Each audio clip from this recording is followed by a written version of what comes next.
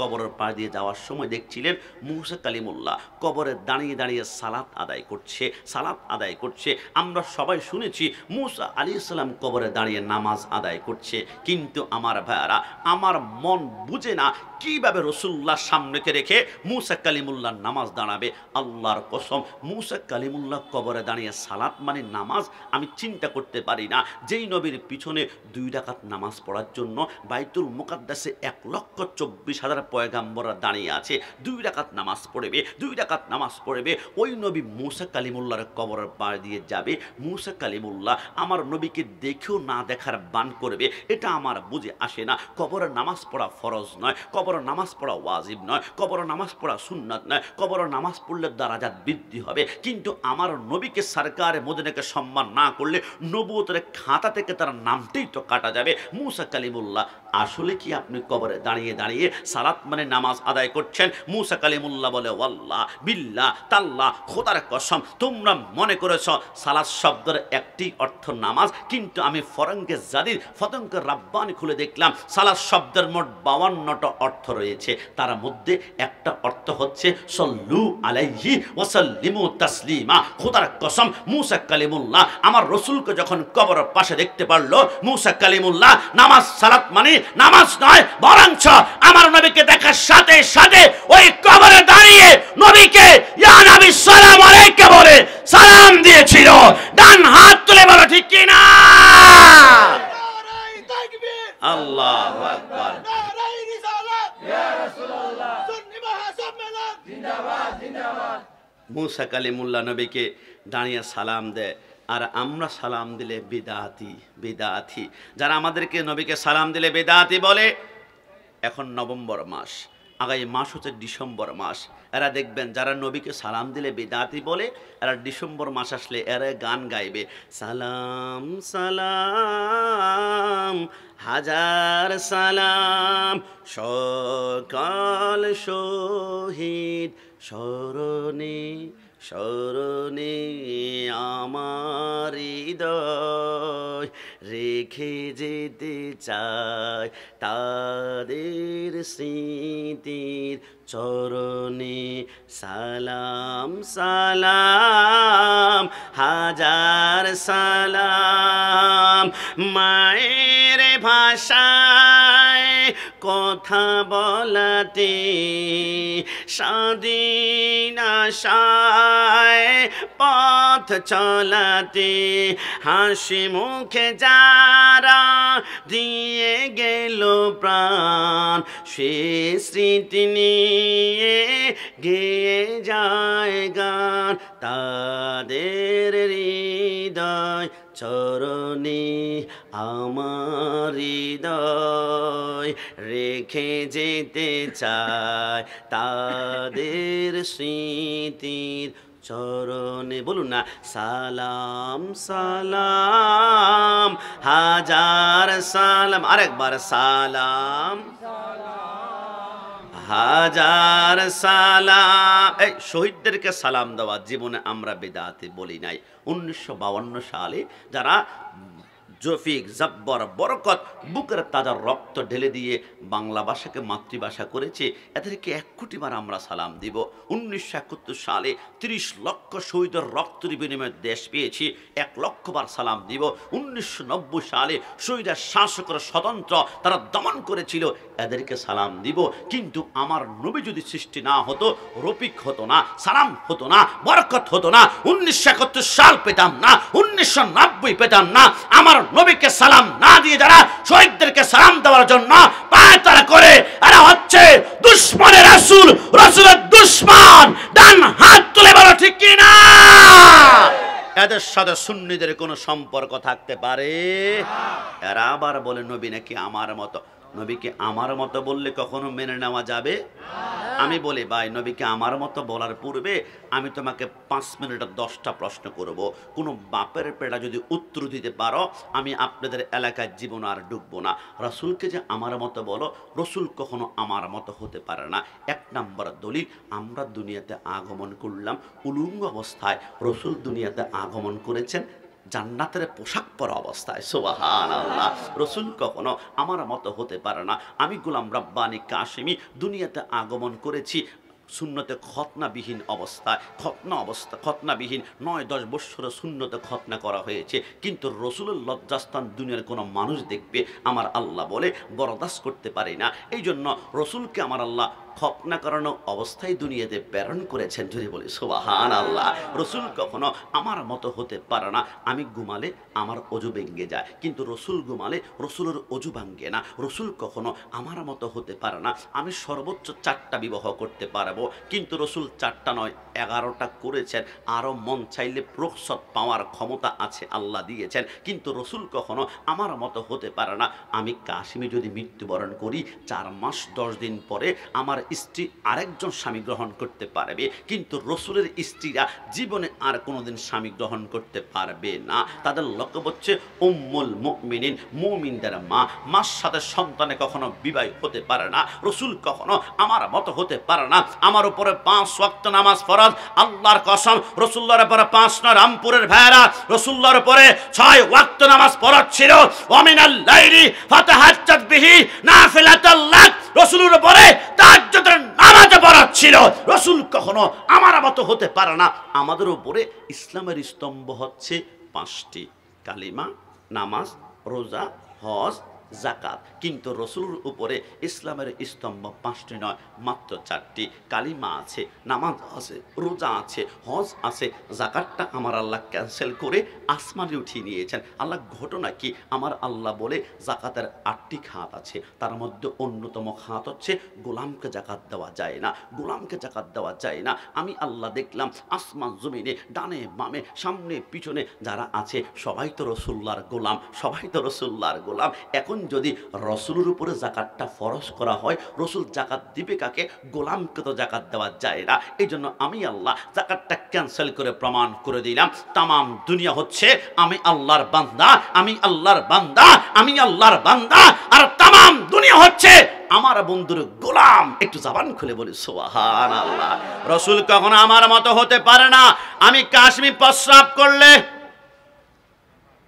7 দিন পর্যন্ত মানুষ দুর্গন্ধে টিস্যু লাগিয়ে হাঁটে, কিন্তু রসুল্লাহর প্রস্রাব মোবারক যদি আমি মিথ্যা বলি আল্লাহ আমার জবানটা বন্ধ করে দিবে।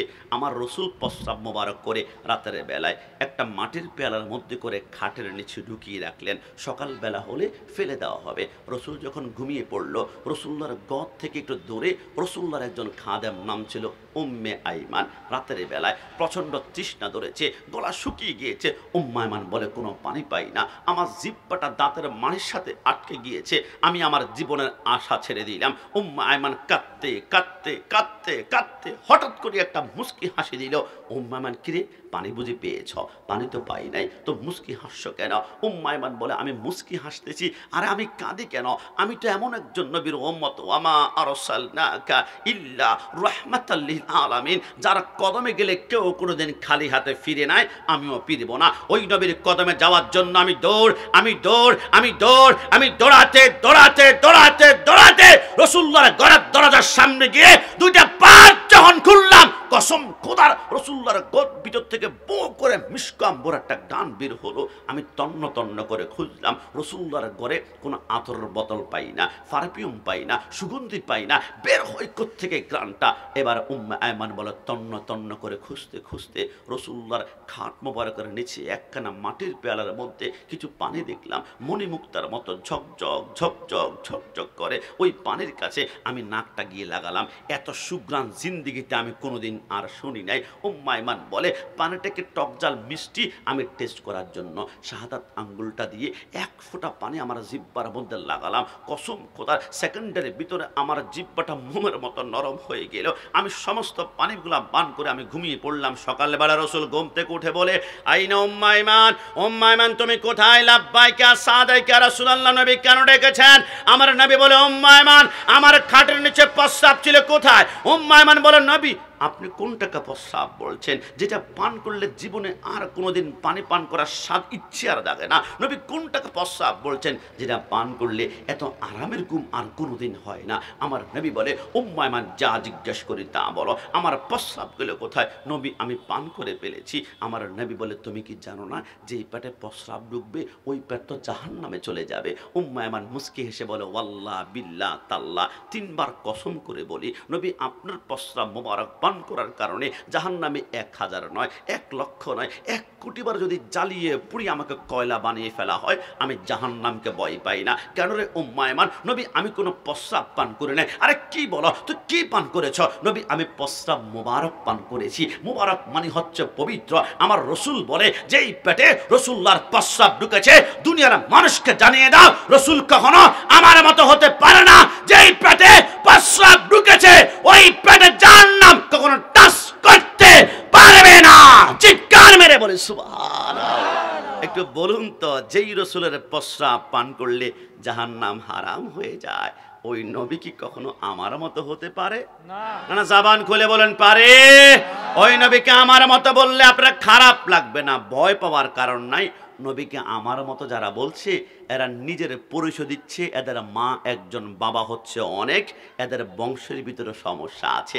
কিন্তু রাসূলুল্লাহর বংশ, আল্লাহর কসম আপনি অবাক হয়ে যাবেন, আদম থেকে শুরু করে রসুল্লাহর আব্বা পর্যন্ত 52 জন পুরুষের মাধ্যমে নূরে মুহাম্মাদি একজনের কপাল থেকে আরেকজন, একজনের কপাল থেকে আরেকজন। কেমনভাবে? আপনি আমার সাথে গুনবেন, গুনে দেখুন। হজরতে আদমকে বেটে শীষ, শীষকে বেটে ইয়ানদ, ইয়ানদকে বেটে কেনান, কেনানকে বেটে মেলাইল, মেলাইলকে বেটে ইয়ারদ, ইয়ারদকে বেটে ইদ্রিস, ইদ্রিসকে বেটে মুতাওয়াশির, মুতাওয়াশিরকে বেটে লামক, লামককে বেটে নূ, নূকে বেটে সাম, सामके बेटे जुल्हाम, जुल्हाम के बेटे शाले, शाले के बेटे आबिर, आबिर के बेटे दाता, दाता के बेटे राबा, राबा के बेटे तारुक, तारुक के बेटे नाखुर, नाखुर के बेटे तारक, तारक के बेटे इब्राहिम, इब्राहिम के बेटे इस्माइल, इस्माइल के बेटे कैदर, कैदर के बेटे अबहम, अबहम के बेटे हामल, हामल के बेटे साल, लाइस के बेटे इलियासा, इलियासा के बेटे उद, उद के बेटे अव्वा, अव्वा के बेटे अदनान, अदनान के बेटे माइन, माइन के बेटे नदर, नदर के बेटे मुदर, मुदर के बेटे इलियास, इलियास के बेटे मुद्रिका, मुद्रिका के बेटे कदीमा, कदीमा के बेटे कदाना, कदाना के बेटे नदर, नदर के बेटे माली, माली के बेटे फाम, फाम के बेटे गालिब, गालिब के बेटे लुई, लुई के बेटे काम, काम के बेटे मुर्रा, मुर्रा के बेटे खिलाब, खिलाब के बेटे कुसी, कुसी के बेटे अब्दुल मन्नाफ, अब्दुल मन्नाफ के बेटे हाशिम, हाशिम के बेटे अब्दुल मुत्तलिब, अब्दुल मुत्तलिब के बेटे अब्दुल्लाह, अब्दुल्लाह के बेटे मुहम्मद रसूलुल्लाह सल्लल्लाहु अलैहि वसल्लम। दुई हाथ तुले बोले या রাসূলুল্লাহ। সারা জিন্দেগি চেষ্টা করলে নবীর শান কমানো যাবে? জবান খুলে বলেন যাবে? আমি গত বছর পদ্মা সেতু পার হওয়ার পরে ফরিদপুর একটা জেলা আছে, আমি প্রোগ্রামে গিয়েছিলাম। একজন ভাই দাঁড়িয়েছিল, মাথার মধ্যে টুপিটা ছিল 1 তালি, 2 তালি, 3 তালি, 4 তালি, 5 তালি টুপি। আমি জিজ্ঞেস করলাম, কিছু বলবা? বলো হুজুর, নবীর শানে ইয়া নবী সালাম আলাইকা বলেন আপনারা, তাহলে আল্লাহর শান বাড়াতে হলে গাছের আগার মধ্যে উঠতে হবে। আমি বললাম, আরে গাদ্দার, বললিটা কি? রসুলের শান আমি গোলাম রাব্বানি কাশিমে বাড়িয়েছি? আরে না, আমার আল্লাহ রসুলের শান যেইখানে নিয়েছে 1 কোটি বছর আমি চেষ্টা করলো রসুলের শান ওইখানে আমি 1 জাররা পরিমাণ নিতে পারবো না। বলে কেমন? আমি বললাম, আমার সাথে একটু কল্পনা করো, তুমি দেখবা রসুলের শান আমার আল্লাহ কোথায় নিয়েছে। এই যুবক ভাইরা কষ্ট নিবে না, তোমরা কি শুনো নাই বাংলা বাইয়ের কথা, শায়েখ আব্দুর রহমানের কথা? বাংলা বাইয়ের যেই পরিমাণ লম্বা দাঁড়ে ছিল, শায়েখ আব্দুর রহমানের যে পরিমাণ লম্বা দাঁড়ে ছিল, বাংলাদেশে একজন মুসলমানের এত লম্বা দাঁড়ি পাবো না। এদের মুখে দাঁড়ি ছিল, মাথায় টুপি ছিল, গায়ে পাঞ্জাবি, পরনে পায়জামা, কিন্তু 64 জেলায় একসাথে বোমা হামলা করে 1000-এর উপরে মানুষকে টুকরা টুকরা করে ফেলেছে। কিন্তু রসুলের আদর্শ তো এমন কখনো হতে পারে না, মানুষকে রক্তাক্ত করবে। কিন্তু কারণ কি? এদের মুখে দাঁড়িয়ে ছিল, মাথায় টুপি ছিল, গায়ে পাঞ্জাবি ছিল, পরনে পায়জামা ছিল। রসুলের সুন্নতের কোনো অভাব নাই, পকেটের ভিতরে রসুলের সুন্নতের মেসওয়াক পর্যন্ত ছিল। তারপরেও মানুষকে রক্তাক্ত করেছে কেন? একটা কারণে এদের ভিতরে সব ছিল, কিন্তু মিলাদুন্নবীর প্রেম ছিল না। এদের ভিতরে সব ছিল, ইয়া নবী সালাম আলাইকার প্রেম ছিল না। এদের ভিতরে সব ছিল, এরা নবীকে নূর মানত না, হাজার নাজার মানত না। কসম খোদার, সুন্নিরা একজন ব্যক্তি কখনো দেখাতে পারবে না যে যুবকদের পায়ের রক কেটেছে। একজন সুন্নি জীবনে পাবে না গাড়ির মধ্যে আগুন লাগিয়েছে। একজন সুন্নি কখনো পাবে না বাসের মধ্যে আগুন লাগিয়েছে। একজন সুন্নি কখনো পাবে না দেশের সম্পদ নষ্ট করেছে। একটা কারণে সুন্নিরা দেশের সম্পদ নষ্ট করে না, কারণ সুন্নিদের অন্তরে এশকে রাসূলের আগুন এমনিতেই দাও দাও করে জ্বলছে। কথা বলো ঠিক কি না? এই জন্য আমরা সুন্নিরা বলি, রসুলের শান আল্লাহ কোথায় উঠিয়েছে?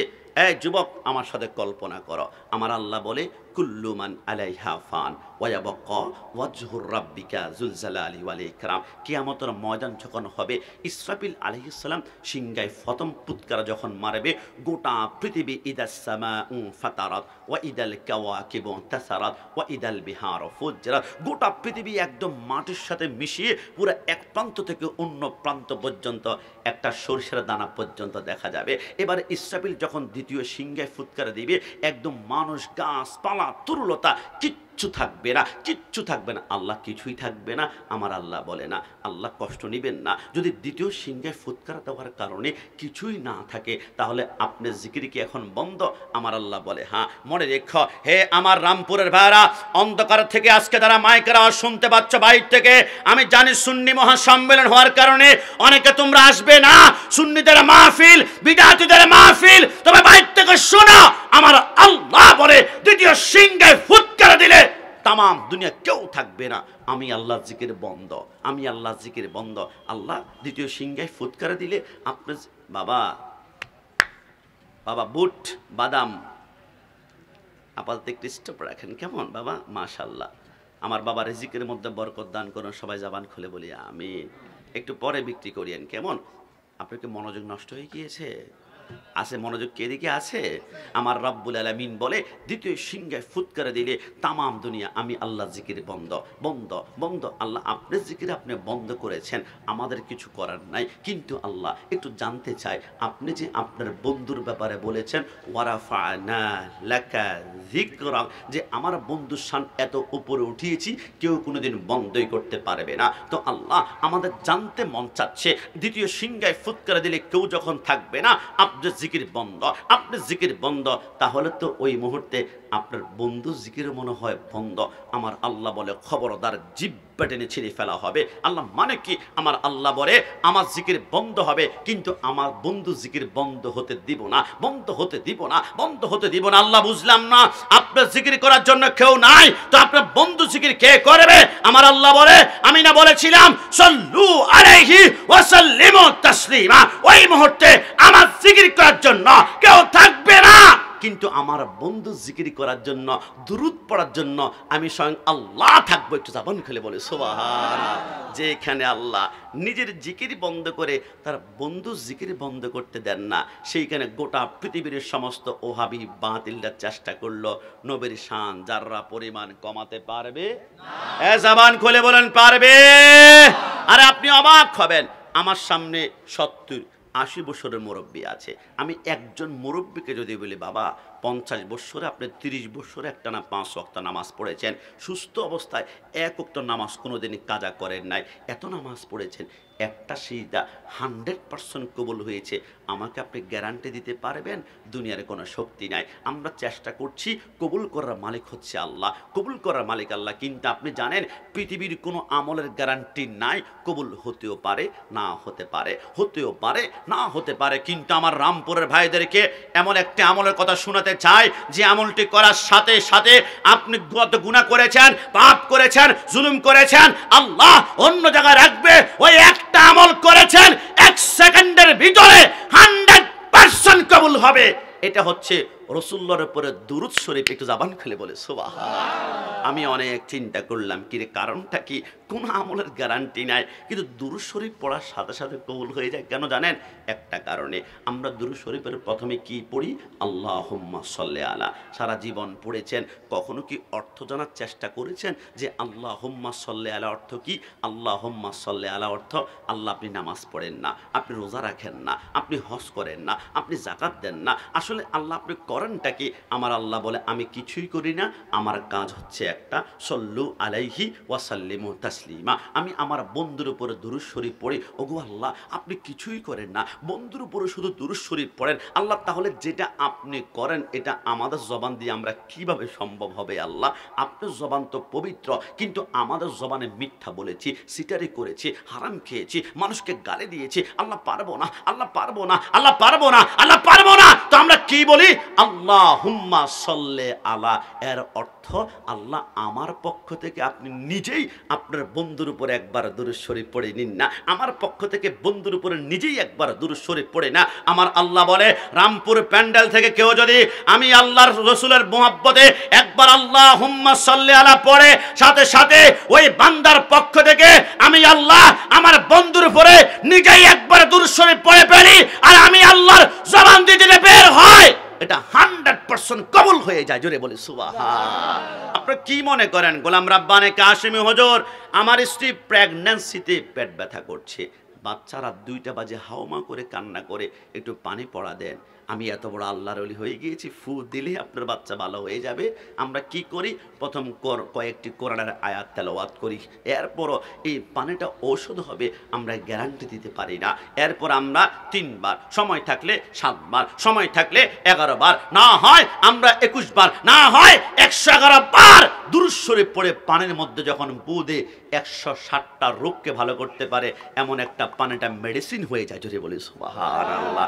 রসুলের প্রেমের নকশা যেখানে ঢুকে গিয়েছে আল্লাহর কসম সেইখানে মেডিসিন বানিয়ে দিবে। এই জন্য বলছিলাম যে আমরা যদি ওই দুনিয়ার জমিন থেকে যাওয়ার পরে কবর, ইন্নামাল কবরু রাউযাতুম মির রিয়াজিল জান্নাহ, কবরটাকে জান্নাতের বাগান বানাতে চাই, নবীর প্রেম ছাড়া কোনো উপায় নাই। একটু জবান খুলে বলুন উপায়। কবর থেকে হবে হাসর। হাসর কিয়ামতের ময়দানে 3 শ্রেণীর লোক আছে। এই আমার কথা নয়, আল্লাহর হাবিব বলে 3 শ্রেণীর লোক, লা ইয়ানজুরুল্লাহু ইয়াওমাল কিয়ামা সালাসা মাররা। 3 শ্রেণীর লোকের দিকে আমার আল্লাহ এক নজর কিয়ামতের ময়দানে তাকাবেন না, তাকাবেন না, তাকাবেন না। বলুন তো আল্লাহ যদি কিয়ামতে কারো দিকে না তাকায়, তার কি কিয়ামতের ময়দানে কোনো উপায় আছে? একটু জবান খুলে বলতে হবে উপায় আছে? আমার সরকার মদিনা সাহাবাই কারাম বলে নবীরা কারা আমরা বাঁচতে চাই, কিয়ামতের ময়দানে আল্লাহ যদি নজর না করে, এর মতো বড় আসামি অপরাধী মুজরিম কেউ হতে পারে না। নবী বলুন না।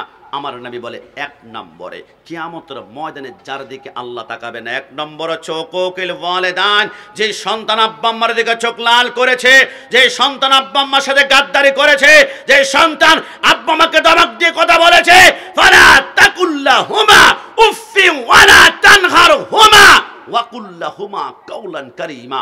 আমার আল্লাহ অবাধ্য সন্তানের দিকে তাকাবেন না, তাকাবেন না, তাকাবেন না।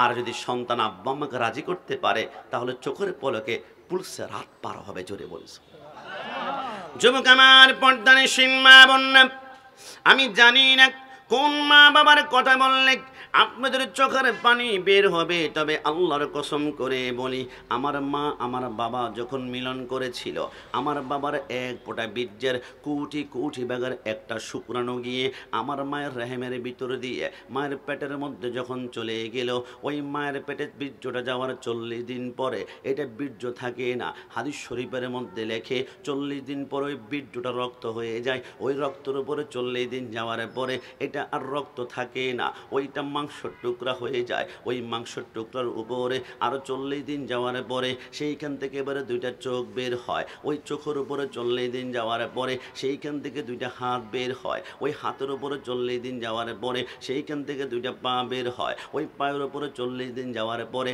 সেইখান থেকে মাথা বের হয়, ওই মাথার উপরে 40 দিন যাওয়ার পরে সেইখান থেকে চুল বের হয়। 10 মাস 10 দিন কমপ্লিট হয়ে যাওয়ার পরে আমার আল্লাহ বলে, জিবরাইল আমার বান্দার সমস্ত বডি মায়ের পেটের মধ্যে তৈরি হয়ে গিয়েছে, একটু পরেই তো আমার বান্দা দুনিয়া জমিনের মধ্যে যাবে, তবে আমার বান্দা মায়ের পেটের মধ্যে কেমন পজিশনে রয়েছে আমাকে একটু বলো না। জিবরাইল বলে, আল্লাহ আপনার বান্দার 2টা পা মায়ের পেটের নিচের দিকে দেখা যায় আর মাথাটা উপরের দিকে। আমার আল্লাহ বলে, না না, আমার বান্দার 2টা পা যদি মায়ের পেটের নিচের দিকে থাকে, চট্টগ্রাম অথবা ঢাকা মেডিকেলে নেওয়ার পরে কোনো নার্স কোনো ডাক্তার যদি আমার বান্দাকে দুনিয়া জমিন জমিনে বের করার জন্য তার দুইটা পা ধরে টান মারে, আমার বান্দার উল্টা দিকে দুইটা হাত ভেঙে যাওয়ার সম্ভাবনা রয়েছে। আরে জিব্রাইল যা যা, আমার বান্দার কোমরে ধরে তার মাথাটা তাড়াতাড়ি নিচের দিকে নামা আর পাগুলো উপরের দিকে ওঠা। জিব্রাইল বলে দেরি না করে ওই বান্দার কোমরের মধ্যে খপ করে আমি ধরে তার মাথা যখন নিচের দিকে নামাই আর পাগুলো উপরের দিকে ওঠাই, ওই ব্যথাটা আমি কাশিমি আমার সামনে একজন মানুষ আমরা সহ্য করতে পারি নাই। ওই মুহূর্তে মার কলিজা বরাবর এত জোরে একটা লাথি আমরা মেরেছিলাম, ওই লাথি সহ্য করতে না পেরে অনেক মা দুনিয়ার জমিনে হার্ট ফেল করে মৃত্যুবরণ করেছে, অনেক মা জ্ঞান হারিয়ে ফেলেছে। আসমানে ফেরেশতারা কান্না শুরু করে দিয়েছে, আল্লাহ আল্লাহ, মনে হয় মা সন্তান দুইজন মৃত্যুবরণ করেছে, কোনো আওয়াজ নাই, কোনো নড়াচড়া নাই গো, কেন আল্লাহ? আমার আল্লাহ বলে না না না, সন্তান জন্ম দেওয়ার সময় মা সন্তান দুইজন যদি মৃত্যুবরণ করে তামাম দুনিয়া তো মরুভূমি হয়ে যাবে। আরে জিব্রাইল মেডিকেল সায়েন্স ব্যবহার কর। আল্লাহ এটা আবার কেমন? আমার আল্লাহ বলে যেই সন্তান কান্না করে না ওই সন্তানের পিঠের মধ্যে জিব্রাইল 3টা আঙ্গুল দিয়ে তুমি 3বার ঘষা মারো। জিব্রাইল বলে একবার ঘষা দিই, 2বার ঘষা দিই, 3বার ঘষা দেওয়ার সাথে সাথে সন্তানটা যখন ওয়াও ওয়াও করে কান্না করে ওঠে, যেই মাকে ইঞ্জেকশন দিলে জ্ঞান ফেরানো যায় না, যেই মাকে ধাক্কা দিলে জ্ঞান ফেরানো যায় না, আল্লাহর কসম সন্তানের ওয়াও কান্নার আওয়াজটা মার কানে যেতে দেরি হয়, মার জ্ঞানটা ফিরতে 1টা সেকেন্ড সময় লাগে না। জোরে বলি সুবহানাল্লাহ। দুনিয়াতে আসার পরে মার স্তন থেকে আমরা একটানা 2 বছর দুধ পান করেছি। অনেক যুবক বলবে হুজুর 2 বছর আর কতটুকু এরা দুধ পান করেছে, কিন্তু তাফসিরে মাদারিকের মধ্যে লেখে আল্লাহর হাবিব বলে খোদার কসম করে বলি 2 বছরের দুধগুলা বাদ দাও, মার স্তন থেকে যে 1 ফোঁটা দুধ পান করেছ ওই 1 ফোঁটা দুধ নিয়ে আমরা বৈজ্ঞানিকরা 1 বছর গবেষণা করলাম। গবেষণা করার পরে মার 1 ফোঁটা দুধের ভিতরে আল্লাহর এমন একটা কুদরত আমরা দেখতে পারলাম। আমরা খ্রিস্টান থেকে 100 জন ডাক্তার মুসলমান হয়ে গেলাম। কেন কেন জানো? আমরা দেখলাম মার 1 ফোঁটা দুধের ভিতরে আমার আল্লাহ দুনিয়ার 180 রকমের ফলের রস ঢুকিয়ে দিয়েছে। জোরে বলি সুবহানাল্লাহ। আরে যুবক আমার, কোন মায়ের কথা বলছি? কসম করে বলি দুনিয়াতে আসার পরে মার স্তন থেকে আমরা একটানা 2 বছর দুধ পান করেছি। তাফসীর কারকগণ বলে ওই 2 বছরের দুধগুলা যদি একটা পাল্লায় রেখে তোমরা ওজন দিয়ে দেখো, তোমরা দেখবা 2 বছরে মার স্তন থেকে তোমরা 27 মণ দুধ পান করেছো। জোরে বলে সুবহানাল্লাহ। আমি গোলাম রাব্বানী কাশেমী আপনাদের সামনে ওয়াদা করে যাই, এই যে চেয়ারের মধ্যে বসলাম আপনারা কি মনে করেছেন সার্টিফিকেট দিয়ে চেয়ারে বসা যায়? আরে না না। এলেম দিয়ে বসা যায়? আরে না না। আমি আল্লাহর শপথ করে বলতে পারবো এই চেয়ারে বসেছি শুধু একটি কারণে, আমি যতবার ঘর থেকে বের হই ততবার আমার আব্বা আম্মার কদমের মধ্যে 2টা ঠোঁট লাগিয়ে আমি একটা চুমু দেওয়ার চেষ্টা করি। যখন এই চুমুটা দেয় আব্বা আম্মার চোখের পানিগুলা মাথার তালুর মধ্যে বৃষ্টির পানির মতো টপ টপ করে পড়তে শুরু করে, ওইটা আমাদের জন্য নিয়ামত হয়ে যায়। আল্লাহর শপথ করে বলি রাসূলুল্লাহ সরকারে মদিনা ঘরের মধ্যে দাঁড়িয়ে আছেন। একজন সাহাবী এসে বলি ইয়া রাসূলুল্লাহ, আমি নিয়ত করেছিলাম মক্কা যদি বিজয় হয়ে যায় একবার হলো আমি মক্কা মদিনায় থেকে মক্কায় গিয়ে কাবার চৌকাটে চুমু খাবো, কিন্তু নবী আমার টাকা নাই, 1টা বছর হয়ে গিয়েছে আমি মদিনা থেকে মক্কায় যেতে পারছি না। নবী এখন আমার মনের তামান্না কি পূরণ হবে না, আকাঙ্ক্ষা কি পূরণ হবে না? আমার নবী বলে সত্যিকার অর্থে বলো তোমার ঘরে কি তোমার আব্বা আম্মা আছে? নবী আছে তো। আমার নবী বলে এইখান থেকে একটা দৌড় দিয়ে গিয়ে আব্বা আম্মার কদমে 2টা ঠোঁট লাগিয়ে একটা চুমা দাও। আল্লাহর কসম আব্বা আম্মার কদমে চুমা দেওয়া মানেই হচ্ছে কাবার চৌকাটা চুমু খাওয়া। জোরে বলি সুবহানাল্লাহ। আরে যুবক আমার, কোন মায়ের কথা বললে চোখের পানি তোমাদের বের হবে? আমি একখানা বই পড়েছিলাম, বৈজ্ঞানিক মুহাম্মদ ওই কিতাবের মধ্যে লেখে একজন মায়ের পেটের ভিতরে সর্বোচ্চ খালি জায়গা মাত্র 10 ইঞ্চি জায়গা। সন্তান যখন মায়ের পেটে 7 মাস 10 দিন বয়স হয়ে যায়, মায়ের পেটটা 7-10 ইঞ্চি জায়গা সম্পূর্ণ ভরাট হয়ে যায়। বৈজ্ঞানিকরা বলে কিরে 7 মাস 10 দিনের মাথায় যদি সন্তান মার পেটটা ভরাট হয়ে যায়, সন্তান তো মায়ের পেটে আরো 3 মাস থাকবে, 3 মাসে 3 ইঞ্চি বড় বড় হবে, সন্তানটা যাবে কোথায়? মায়ের পেটে তো আর জায়গা পরিমাণ জায়গা নাই। বৈজ্ঞানিকরা বলে আমরা মায়ের পেটের ভিতরে একটা মাইক্রোস্কোপ নামক একটা যন্ত্র লাগাই।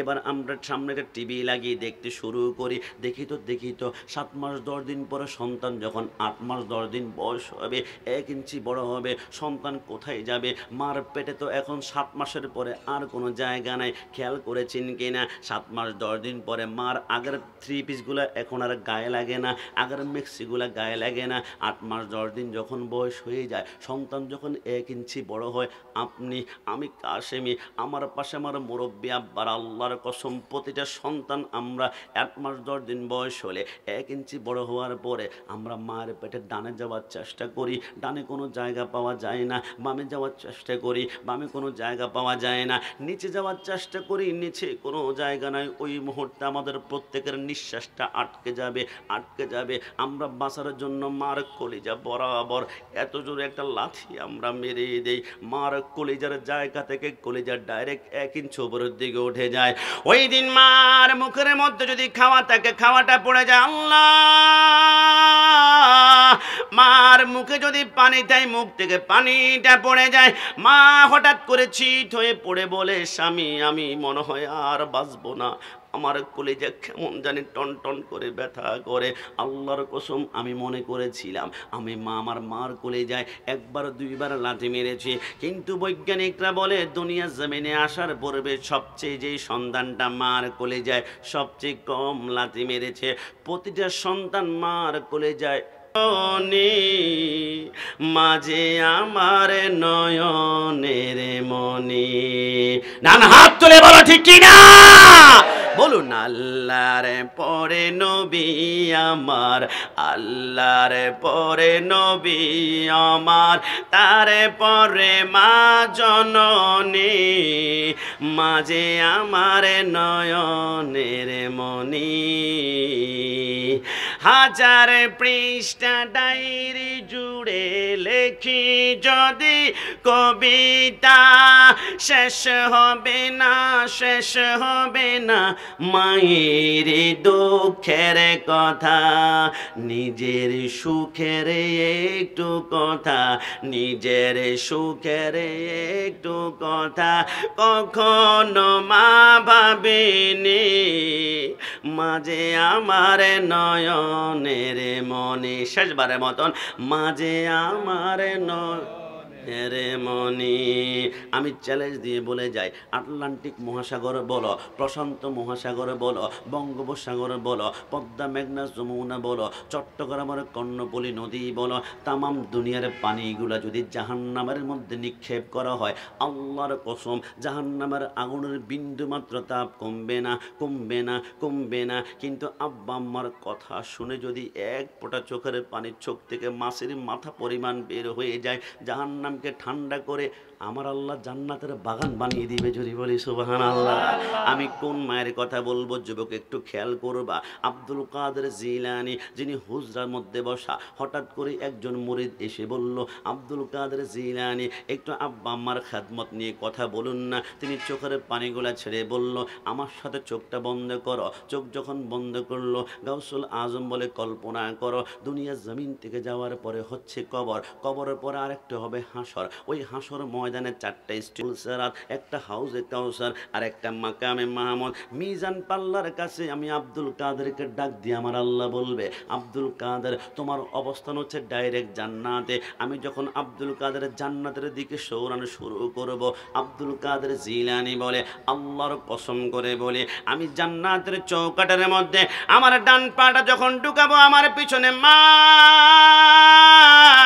আমাকে ডাক দিবে, আব্দুল কাদের। আমি পিছনে তাকিয়ে দেখবো কি রেখে আমাকে ডাক দিয়েছে। যে কিয়ামতের ময়দানে মা সন্তানকে চিনে না, সন্তান মাকে চিনে না। আমি পিছনে তাকিয়ে দেখি আমার জনম দুঃখিনী মা আমাকে ডাক দিয়েছে। আব্দুল কাদের জিলানী বলে, আমার মুরিদ, আমি আমার মায়ের কাছে গিয়ে বললাম, মা কেন ডাক দিলা? আমার মা বলে, আব্দুল কাদের তুমি তো আল্লাহর জান্নাতে চলে যাবা, তোমার বিরুদ্ধে কোনো মামলা নাই, মোকদ্দমা নাই, এমন কোনো কোনো কাজ তুমি করো নাই যেটার কারণে আল্লাহর দরবারে তোমাকে আসামি বানাবো। তবে আব্দুল কাদের, তোমার মনে পড়ে কিনা, তোমার বয়স যখন 1.5 বছর ছিল, আমি একদিন মা উঠানের মধ্যে হাতের মধ্যে ঝাড়ু দিয়ে আমি উঠান ঝাড়ু দিচ্ছিলাম। উঠান ঝাড়ু দেওয়ার কারণে আমার 2টা স্তন নিচের দিকে ঝুলিয়ে গিয়েছিল।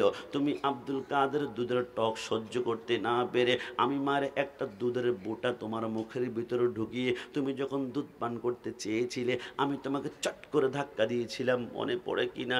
বলে মা মনে পড়ে গিয়েছে। এরে আব্দুল কাদের, চট করে ধাক্কা দেওয়ার কারণে 1 ফোঁটা দুধ তুমি পান করতে পারো নাই, তবে তোমার জিহ্বার মধ্যে 1 ফোঁটা দুধ, ঠোঁটের মধ্যে 1 ফোঁটা দুধ আটকে ছিল।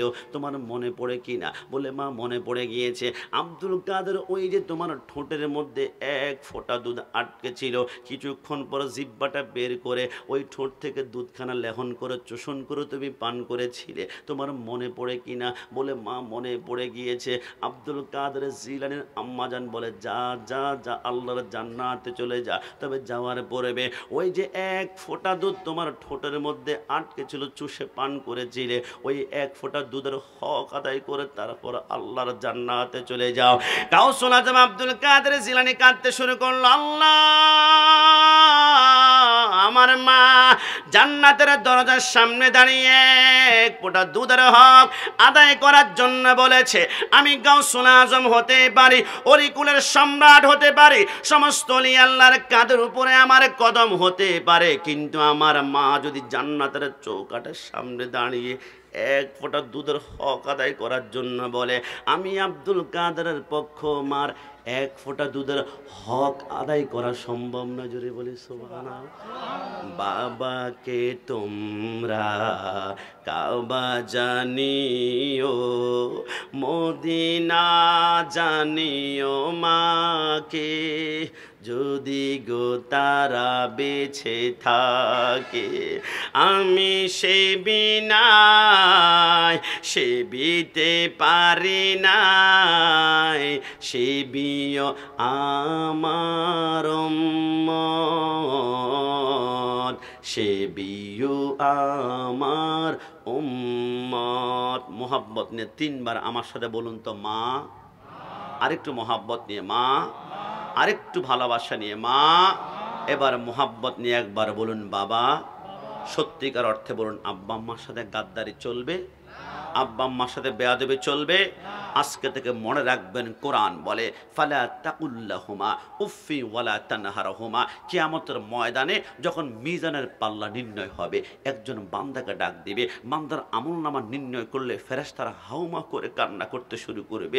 আল্লাহ বলে, কিরে ফেরেশতারা কেন কান্না করো? ওগো আল্লাহ, নেকির পাল্লা বদির পাল্লা সমান, একে কি জান্নাতে দিব নাকি জাহান্নামে দিব?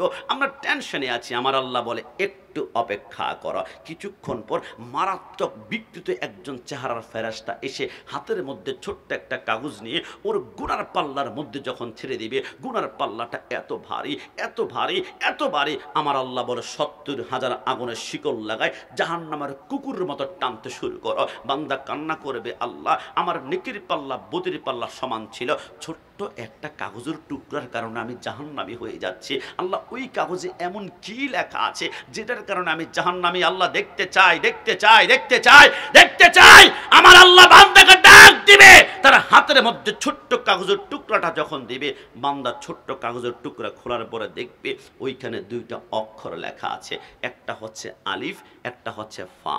একটা হচ্ছে আলিফ আর একটা হচ্ছে ফা। আল্লাহ, বুঝলাম না আলিফ আর ফা দ্বারা কি বোঝায়? আমার আল্লাহ বলে, কোরআনে আমি বারবার বলেছিলাম, ফালা তাকুল্লাহুমা উফি উফি উফি ওয়ালা তানহারহুমা। আমি বলেছিলাম, আব্বা আম্মাকে ধমক দিস না, আব্বা আম্মার দিকে চোখ লাল করিস না, আব্বা আম্মার দিকে আঙ্গুল তুলিস না। কিন্তু দুনিয়ার জমিনে তোর নতুন বউর প্রেমের মধ্যে পড়ে আব্বা আম্মাকে চোখ লাল করেছিলি, ধমক দিয়েছিলি। তোর আব্বা আম্মা সামান্য পানের টাকা, ওষুধের টাকা চেয়েছিল, ধমক দিয়ে বলেছিলি গত সপ্তাহে 500 দিয়েছে, এখন আবার কিসের টাকা? তোমার আব্বা আম্মা বৃদ্ধ হয়ে গিয়েছে, এখন আগের মতো চিৎকার করতে পারে না, ঝগড়া করতে পারে না। তবে এই যে তুমি কথাগুলা বলেছ, তোমার আব্বা আম্মা ঘরে গিয়ে আড়ালে হঠাৎ করে চোখের পানিগুলো ছেড়ে দিয়ে মুখ দিয়ে উফ শব্দ বলেছে।